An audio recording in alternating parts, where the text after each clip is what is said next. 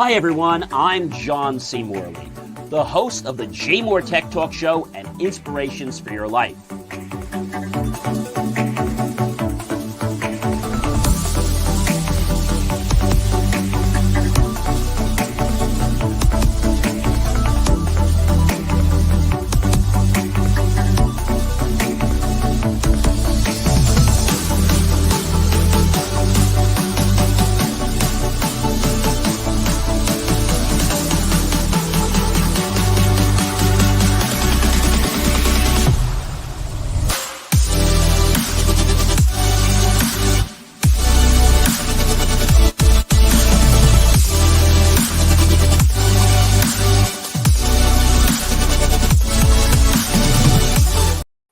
Hey guys, good evening. It is John C. Morley here, serial entrepreneur.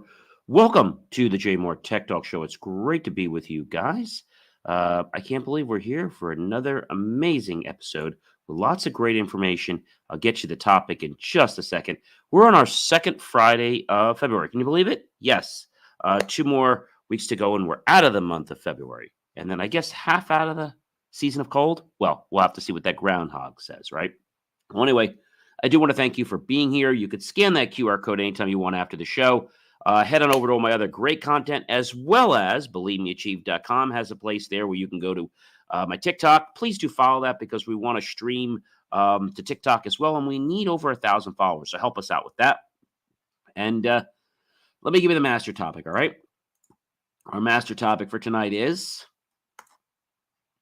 the Tech Chronicle, Innovations, Controversies, and Monopolies. We're on Series 3, ladies and gentlemen, third year, and this is show number 6. Wow, wow, wow. I cannot believe, ladies and gentlemen, that we're here. Can you believe that we're at this show already? I can't believe that, again, we're in our third year. This is what has me just blown out of the water. I mean, literally blown out of the water. So, I think it's amazing. All right, guys. So I do want to thank you again for being here.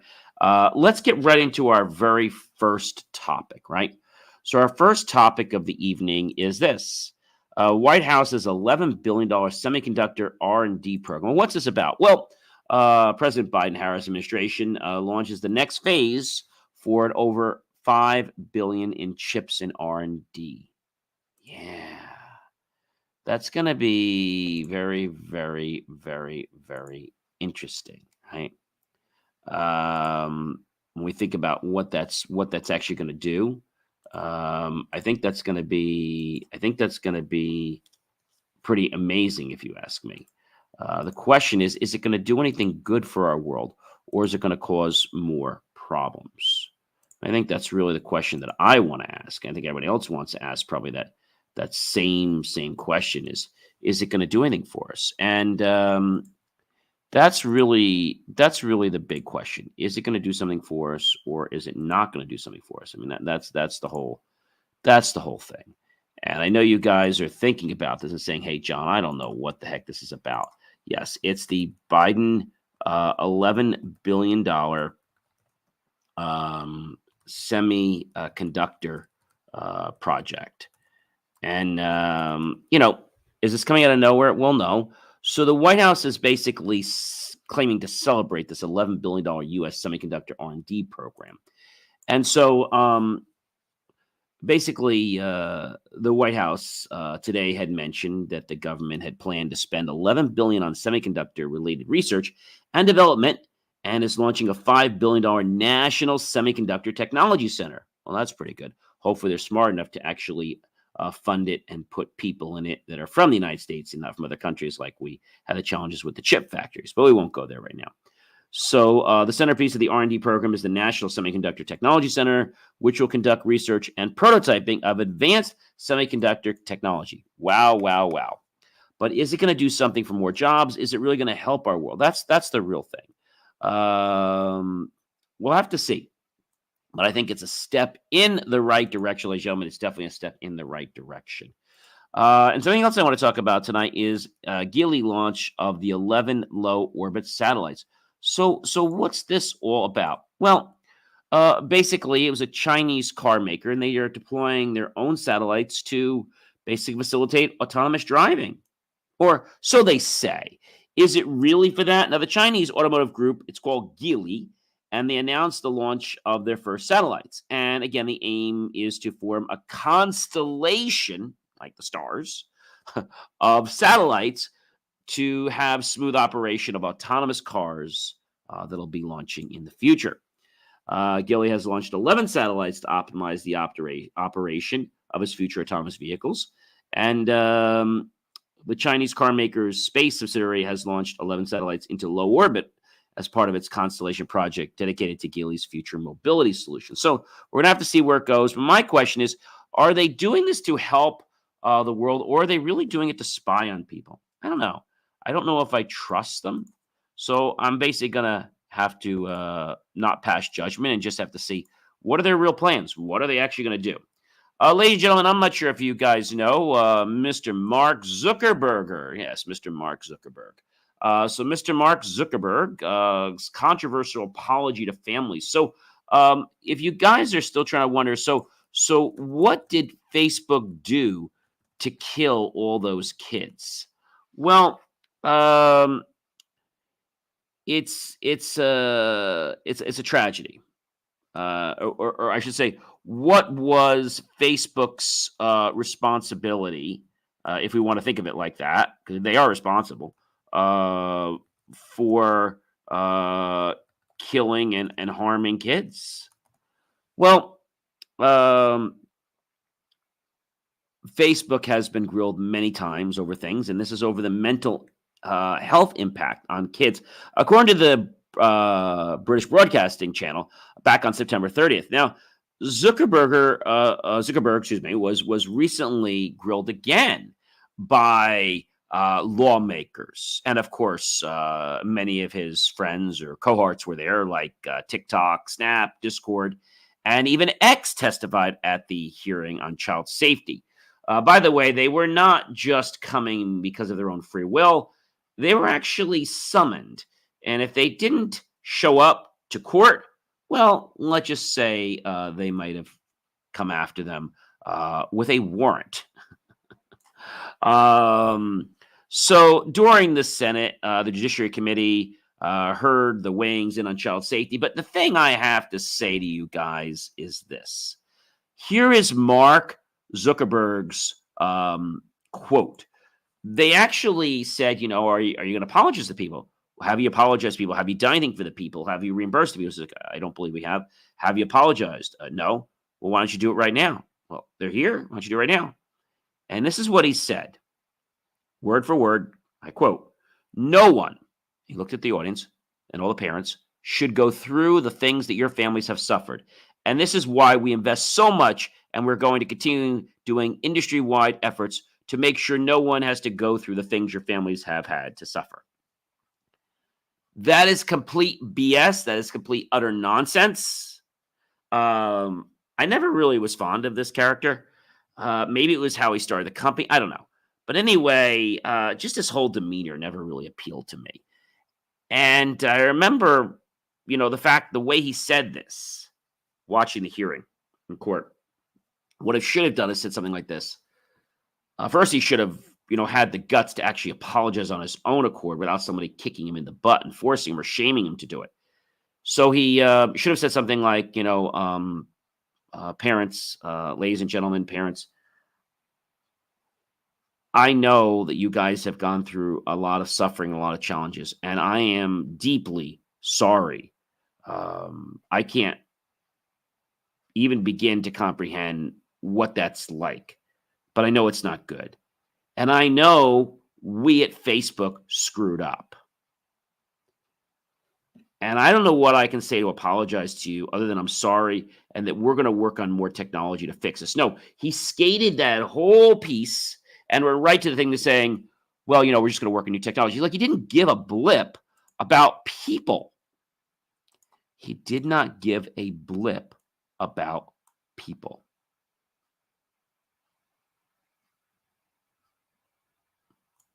Might be wondering why. Mark Zuckerberg is only interested in one thing: money and power. Let me say that again. Mark Zuckerberg, okay, is only interested in money and power.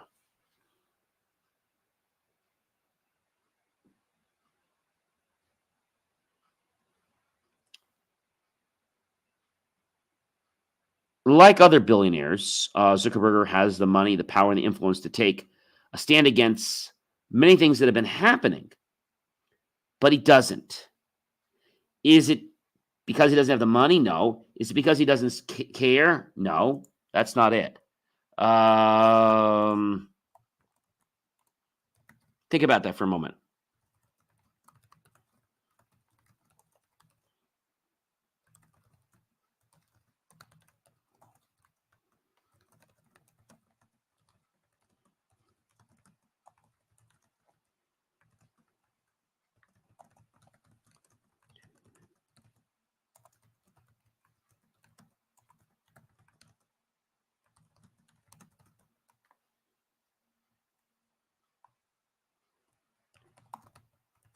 Think about that for a moment.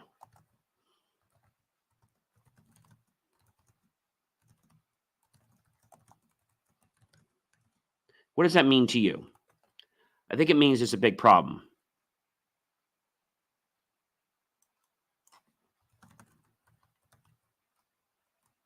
What does it mean when you hear that?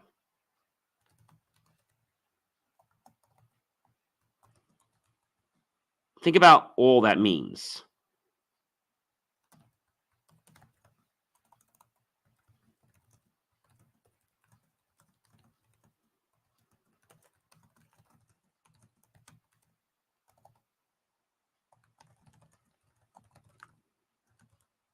What would that mean to you?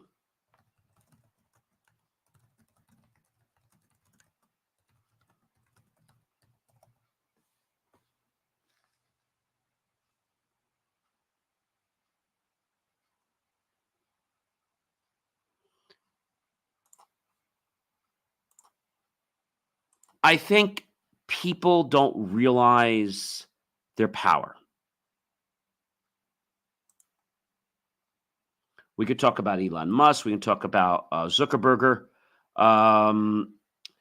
We know that they have both managed to just um, pretty much pour tens of millions of dollars into personal wealth, into their failed attempts to control the systems that are underpinning society and lives today. And Zuckerberg's plan with Metaverse and Musk buying Twitter, I mean, it's just a complete mess.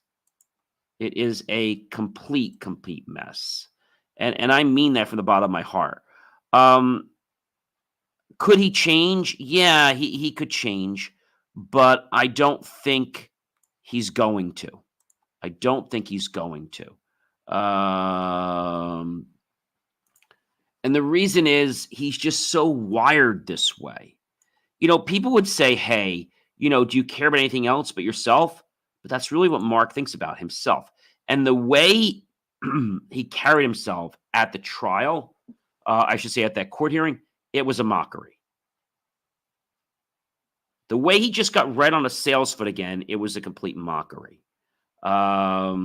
It was absolutely, when I say insane, it was absolutely insane. I mean it. Really insane. And no one should be going through stuff like that. No one.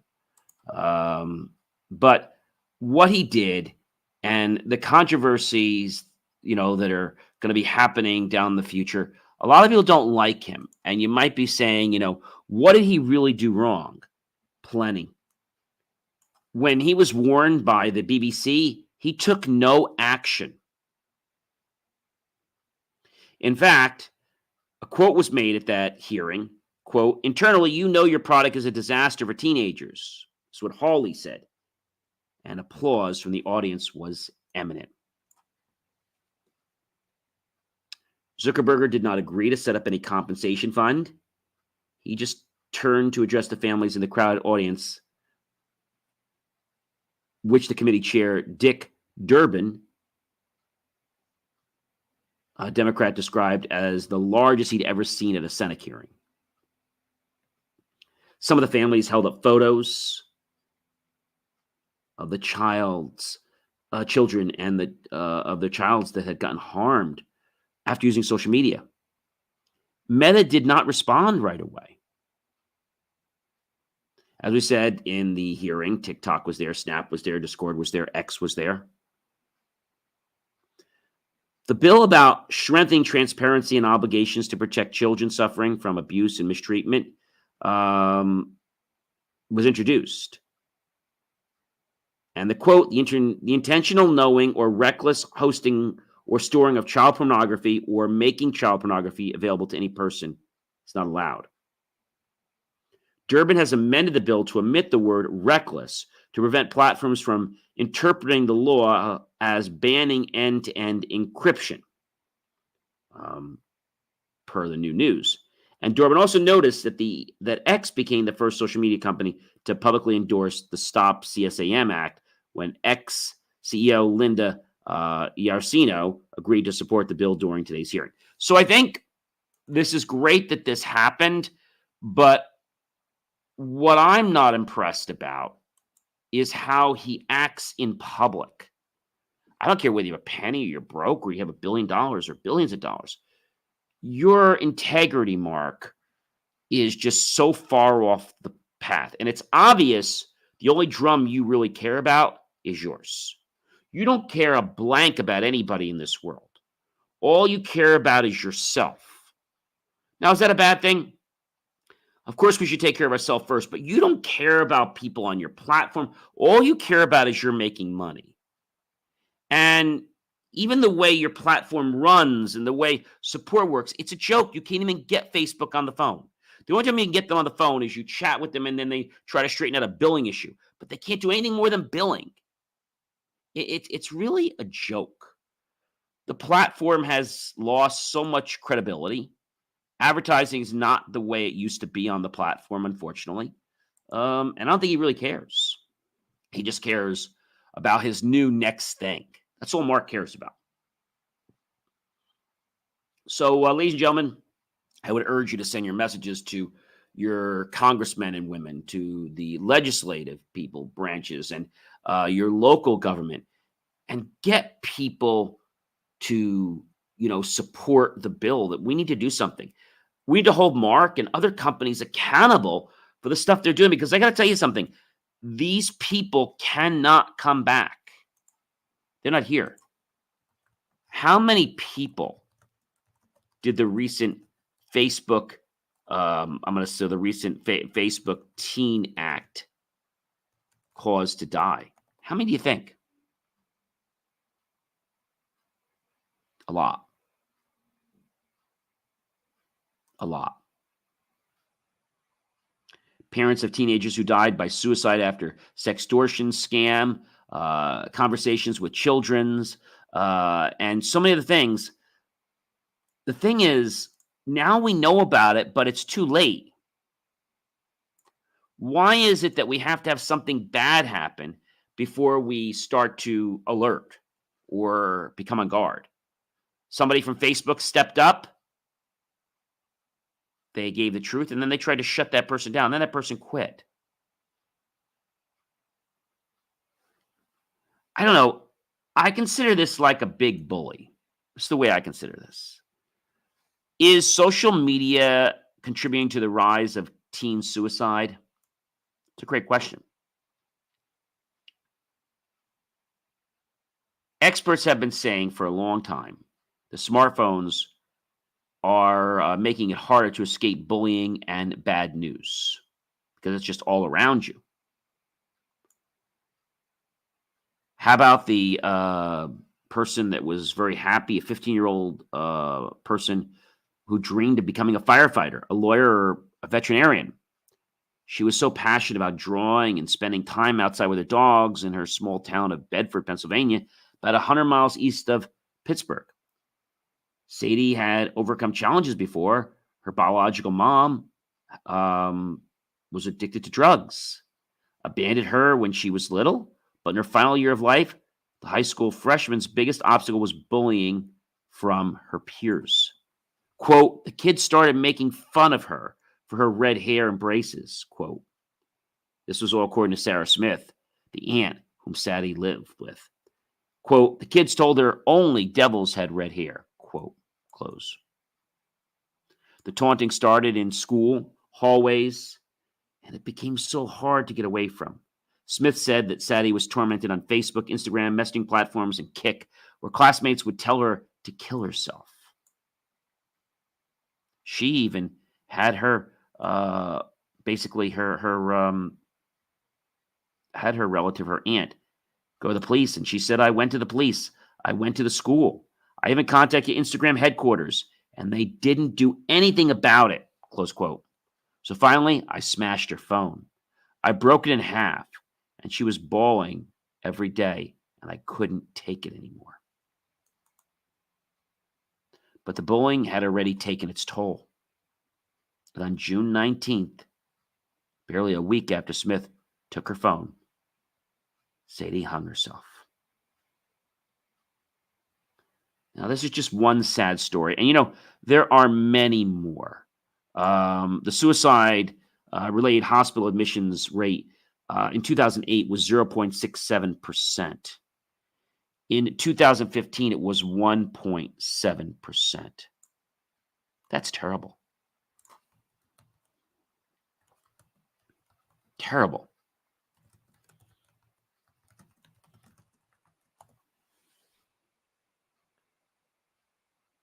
I think a lot of people have to realize that this is causing a problem. And from 2008 to 2015, age 15 to 17 where 50.4% of the suicides occurred. Ages 12 to 14, 36.9. And ages 5 to 11, 12.7%.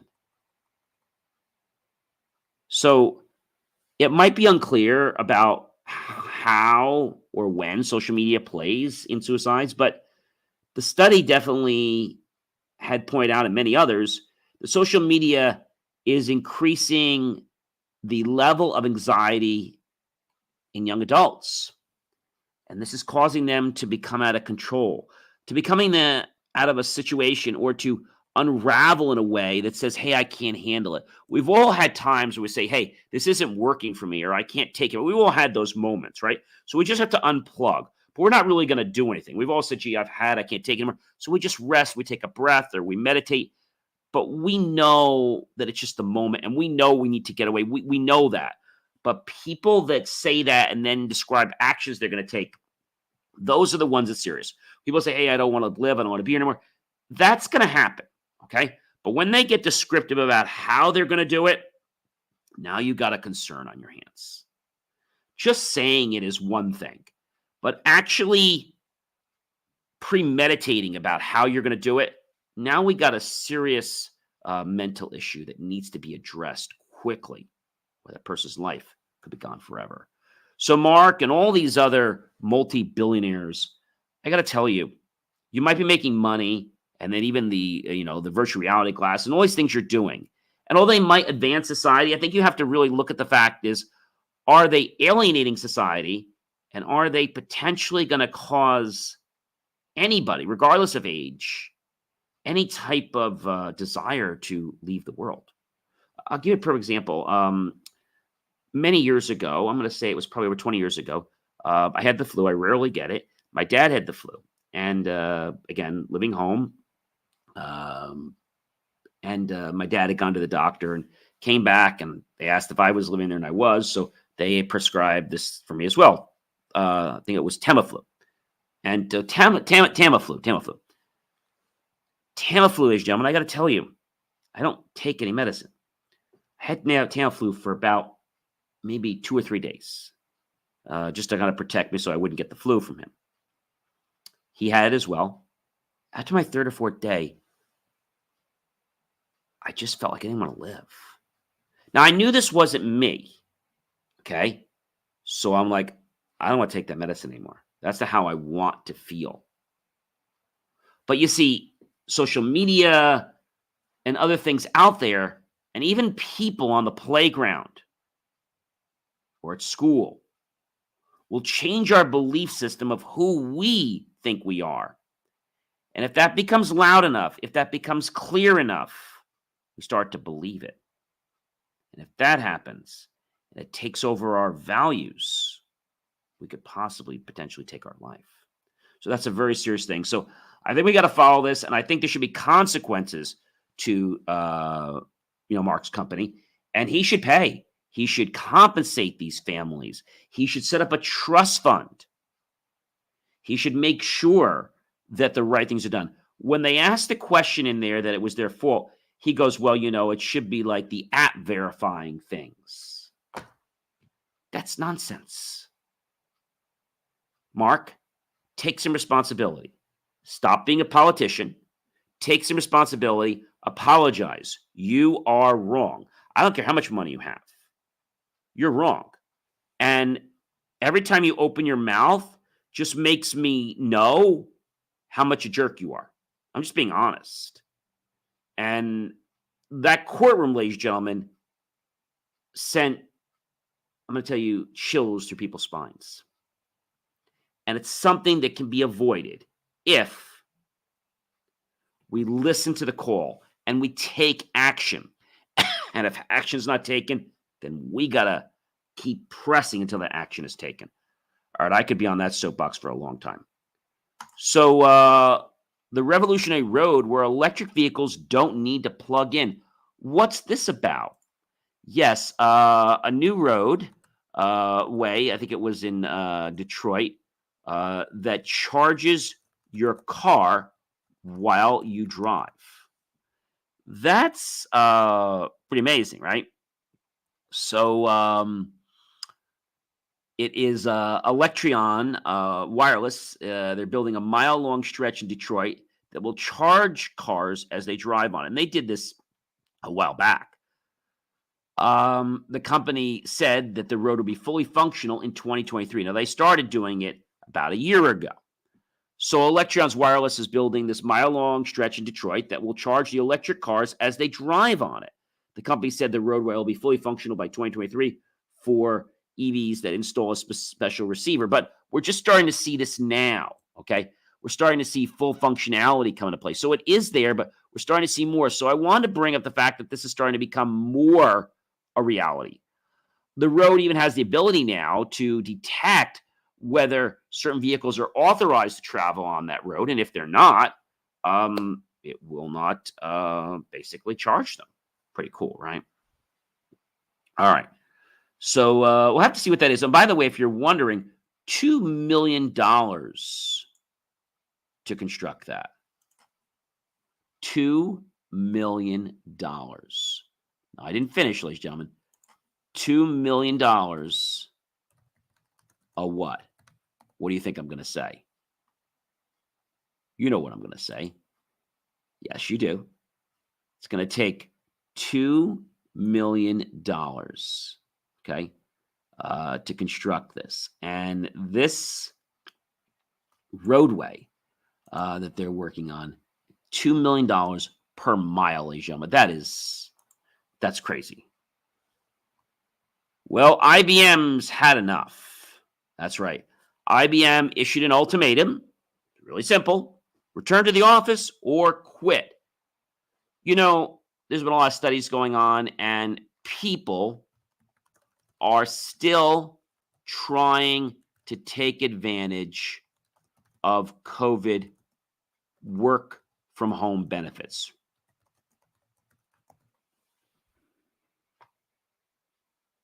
Now, they're saying work from home is here to stay, and I get that, but I still believe that you still got to come to the office a certain amount of time.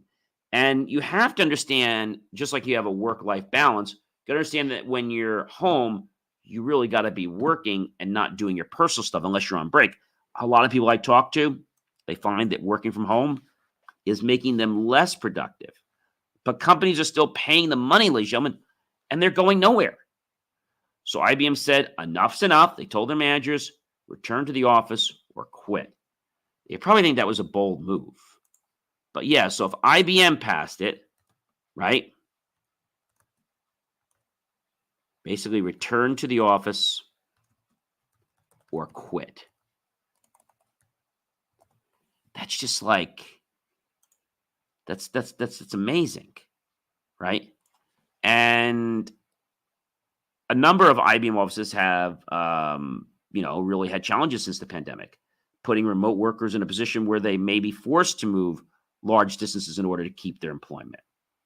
So that could be a big problem too. IBM's choice to shift away from remote work has been increasing since the pandemic. And individual teams have already started to form plans for in-person policies. CEOs from companies like Arvind Krishna has been very vocal about his preference for office attendance. Can everything be done in the office? Yeah. Can everything be done at home? No. Even if you have virtual tools, there's some things you cannot do from home. I'm sorry. There's just something different with a virtual connection than there is with a personal connection. Maybe you have tools or machines in your shop. Can't do that from home. So I think a lot of other companies are going to file suit next, saying that they're going to require people to, yes, either come back to work or basically quit. Might sound harsh, but companies are losing a lot of money on people that work from home, because the truth, ladies and gentlemen, is they're not really working. They're lying about working from home. And I think that is just so pitiful. All right, guys, I have another topic I want to share with you. And that is that Intel's $20 billion Ohio factory is now going to face delays. This is crazy. You might be saying, why? Why is Intel's $20 billion factory going to face delays? It's simple. They had poor planning. And this is Intel's major chip plant for Ohio. And they're saying that they might not be able to produce processors until 2027 instead of planning to be online by 2025. This could majorly impact financial outcomes for the semiconductor and technology industry. Even though they're signing this great big bill, if we can't produce chips in our own country and we're going to rely on import, well, shame on us. See, this is why we're so far behind in a lot of technology areas, because we were relying on China. We're relying on these foreign countries, because nobody was doing it here. We need to grab the bull by the horns, and we need to say, hey, look, it's time to do it. Let's stop screwing around. Let's do what we need to do, and let's not do what they did with the other factories. They hired people from other countries. It was like a partnership with the other countries, and we own the building, but we don't own the staff. So I think that was a very bad use of our resources. I'm not even sure why we did it that way. We should have built it all ours. That's terrible. So there's very few chip manufacturing places in the U.S., and then they eventually close. So I feel we need a chip factory that we control, that we own, and then if we want to export chips, we can. But we can't be behind 8 ball saying, well, gee, I can't start my car, or I can't sell cars because we can't get the chip, the smart chip that allows the car to start. These are all petty excuses, if you ask me. And I think the reason that we have these excuses is about money. Yeah, it's about money. So you might be saying, hey, John, is this because of more money? And if I had to tell you, yes. Yes. The Ohio union leader and his members are feeling so frustrated when this announcement came from Intel. But the question is, were they really that unprepared? I mean, really. So I don't know what their plans are, but I just feel like, I don't know, they're not really committed. It's like, yes, they want to do this, but I don't know. It's like, it's not top of mind for them. You know what I mean? So we'll definitely keep an eye for you on what's going on with the Intel's $20 billion Ohio factory. And hopefully more factories will open. But the challenge is if we can't get factories to open soon and at a reasonable price, you know what's going to happen? They could go out of business. There's a huge potential for them to stay in business, but we got to get them bloody open. And we got to get them producing product. That's the bottom line, ladies and gentlemen. Bottom line, hands down. Hands down.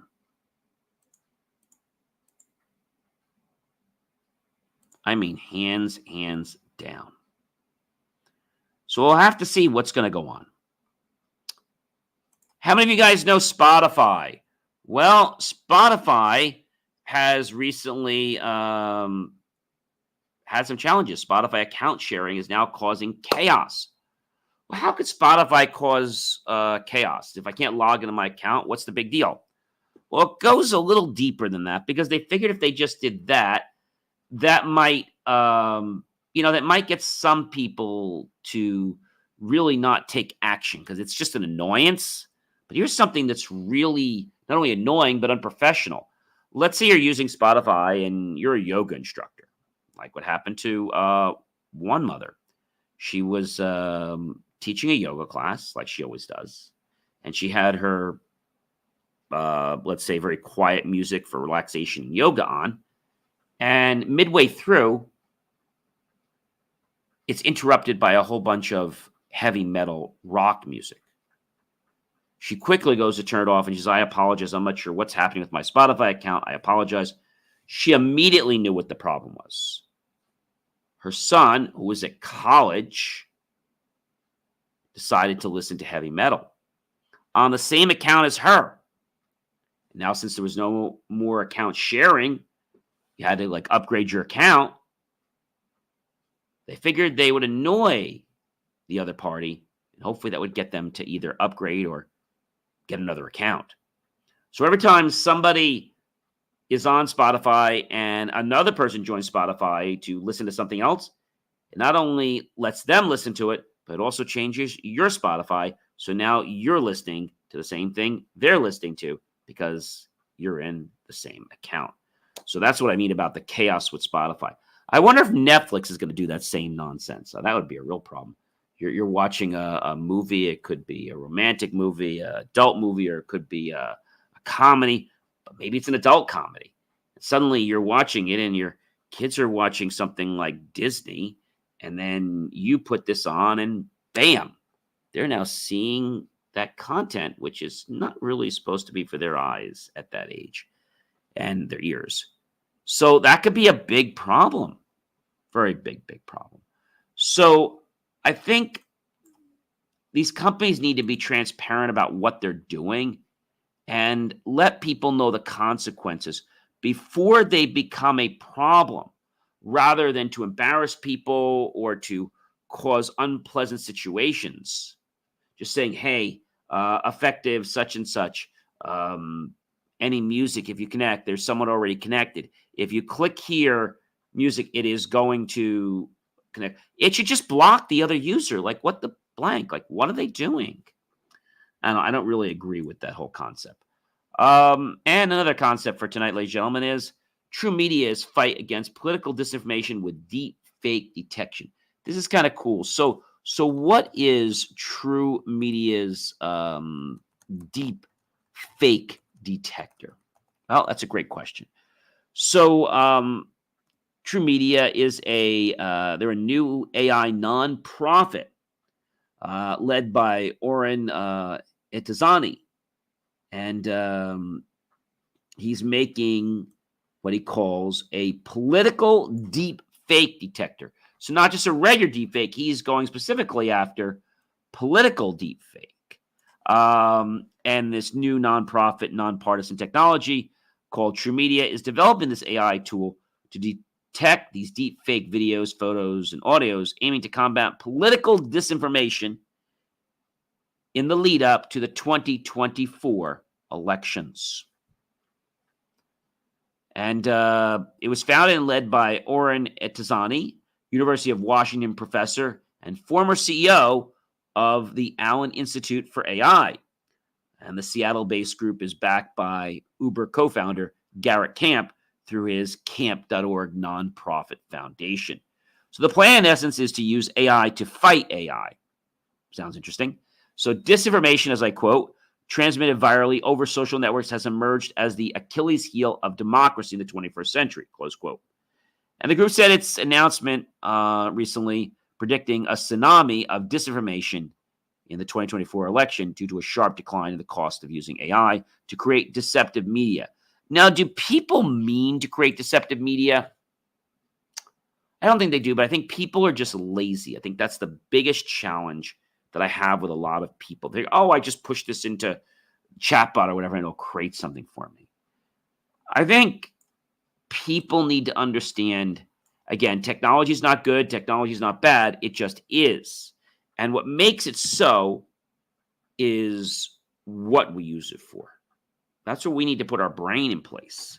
So if you use AI to grab information, and the stuff that you're grabbing is stuff that could potentially harm someone, well, that could be construed as, I'm going to say, criminal misconduct or criminal mischief.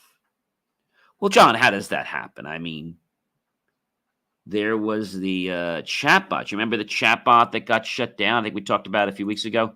The chatbot, I think it was a DPD, got shut down in London. Do you remember that? It was DPD. And the chatbot swears, calls itself useless. I mean, all because a customer told the chatbot, oh, go ahead and please do curse on purpose. Okay, I'll be happy to do that. And it's educating this chatbot to do that. So that's wrong. And they decided to just pull the plug on that chatbot. So again, yes, humans create chatbots. And yes, they create AI things. But I think we have to set rules to what can be a max. For example, if you have, let's say, a dimmer, and you hit the dimmer twice, like my Lutron dimmers, you hit them twice, they go up to the brightest level that they can handle. If that went brighter than that, you know what would happen? The bulb might pop. Could be a fire.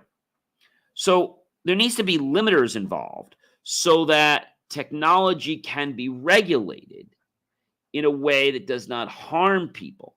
So you guys all remember, do you remember the three laws? I think it was Asimov, the three laws of robotics. Do you remember that? So this was a while back, but I'll just kind of refresh you. It was from iRobot. And the laws of robotics, just quoted from Wikipedia, is this. The three laws presented are from the Fictional Handbook of Robotics, the 56th edition, 2058 AD, are as follows. Number one, the first law. A robot may not injure a human being or through inaction allow a human being to come to harm. Number one. Number two, the second law. A robot must obey the orders given it by human beings except where such orders would conflict with the first law. Great. Third law. A robot must protect its own existence as long as such protection does not conflict with the first or second law. In other words, if protecting itself would harm a human, then it would need to sacrifice itself. But that was just fiction. But I think they were on the right trail that we need to have limits set so that things don't get out of hand, right? We have limits set on mechanical devices. It could be anything from our sprinklers on our lawn. We have limits, like I told you, on lights. We have limits on our power. Our power fluctuates, right? 115, 120, doesn't get higher than that, unless it's 220 or 480. We have limits. We have limits on lots of different things. We have limits on things for the maximum cold temperature of our fridge to the maximum warm temperature. Same thing in our spa. So this is one I don't know if you guys know, but I learned this many, many years ago. The hottest safe temp for a spa is? What do you think the hottest safe temperature is? So the safest temperature for hot tubs, and this is including like ones that would be plastic and things like that, is 93 degrees Fahrenheit or 34 degrees centigrade. So I generally keep ours around 100, 102. Because, see, the body gets used to the heat gradually and increases it. And the thing is this. You have to know, like, I don't stay in it more than the 20 or 30 minutes, and then I get out. That's very important. So the question is, if you're just in it and you get right out, you're fine. But you should never stay in it past 2 times. So if you go in like 20 or 30 minutes, don't stay in again. So the ideal hot tub temperature is 100 to 102 degrees. However, some like the water to be body temperature at 98, and some like it to be hotter up to 104. I think 104 is a little bit too warm, could cause people to get way overheated. And you can test out a few temperatures to see what's going to work best for you and those in your family that are using your spa. For example, if you have kids going in the spa, it's very important. The temperature is around 95 degrees or less, so they don't overheat because they could have a more severe condition than you. And you don't ever let children stay in the spa for more than 15 minutes. Adults, 20 to 30 minutes max. Of course, ladies that are pregnant should not ever be in a spa. So I think spa safety and limits are all part of life. Just like, we have food safety limits. You know what those are? We have food safety, I call them danger zones. Okay. So what is a danger zone? So the danger zone is when contamination, bacteria would start to form. So you want to keep food out of the danger zone. Danger zone is 40 degrees Fahrenheit to 140 degrees Fahrenheit. So that means that if you're cooking something, you have to make sure that that gets above 140. So while you're cooking, you got to make sure. So if, let's say, you started your food, it was in the freezer, it was 32, you put it in there, and now you're cooking it. You got to make sure that food gets above 140, but for safe, you got to usually make sure it gets to 165 or it wouldn't be cooked, okay? That's very, very important. You've got to remember to keep cold food cold at or below 40 degrees, okay? Raw meat or poultry should always be cooked to a safe minimum internal temperature, and when roasting meat and poultry, you can use an oven temperature no lower than 325 degrees Fahrenheit. When I'm eating certain meats, I usually check 165 to make sure it's good, like soups or anything. I always check that. If you aren't going to serve hot food right away, it's important to keep it at 140 degrees.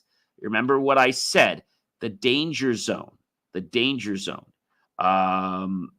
is just, it's really below that. So you should keep it like 141. So 39 to like 139 is really your, that's that. So 39 to like 39 to like 139. So you got to make sure that danger zone. It's really important. So for example, poultry, stuffing, casseroles, 165. I'm always safe with that, right? Eggs, dishes, and ground meat, 160. Beef, pork, lamb, veal, roast, steaks, and chops, 145. 140. Ham, fully cooked, holding temperature for cooked foods is at 140. Anything below, so I did tell you what that danger zone was, but that's the zone. Anything below that by 1 point or above it. So the zone is 39 to 139. That's really your danger, okay? So we say 40 so that you're not in the danger zone, right? We say 140 to 40 is your danger zone, but really we know it's one below each way. And refrigerator temperature zone, basically 40 degrees is considered safe, okay? 0 degrees is Fahrenheit, and you want to allow to rest for at least 3 minutes, okay? So just understanding that regulation with everything helps our life, helps us stay in balance, helps our body stay in that symbiotic relationship that we need. Ladies and gentlemen, you know who I am by now. I'm John C. Morley, serial entrepreneur, and I'm a podcast host and a podcast coach. And it is so great to have you here on the JMOR Tech Talk Show. Please be sure to scan the QR code. Go to believemeachieve.com. Like and love all my content. Really be appreciative of that. And we'll catch you guys next week, which will be February 16th with episode number 7. So you enjoy the rest of your night, rest of your weekend. Oh, by the way, I hope you guys have a great Super Bowl weekend. And if I had to ask you, who do you want to win the Super Bowl? Who do you want to win the Super Bowl? If I had to ask you that question right now, who do you want to win the Super Bowl? So have you given it any thought? Have you even thought about it? So you got some choices: the 49ers or the Chiefs. Who do you want? So now at least you know who's playing, the 49ers and the Chiefs. And in case you guys are wondering, I don't know if you guys are football fans or not, what time is the Super Bowl? Well, that's a great question. So the Super Bowl for 2024 happens on Sunday, okay? And it actually starts 3:30 p.m. Pacific time. So that means 4, 5, 6:30 p.m. Eastern time. And they say 6 o'clock because they've got some pre-stuff they go over. But anyway, I hope you do enjoy it. And the halftime Super Bowl show will actually be performed by Usher. And they're going to start somewhere around 8:30. And since CBS will be airing the game, the announcers will be Jim Nantz and Tony Romo. So it'll be very interesting. So, again, you want the Chiefs or the 49ers? Let me know. I hope your team wins. I hope that you have a very happy, healthy, safe Super Bowl weekend. It's lots of fun, lots of great games. And whether you're entering some type of a Super Bowl raffle or whatever, I hope it's just a great day for you, for friends, for family, to get together and just celebrate life and to have a good time. All right, guys, enjoy the rest of your night, and we'll see you soon.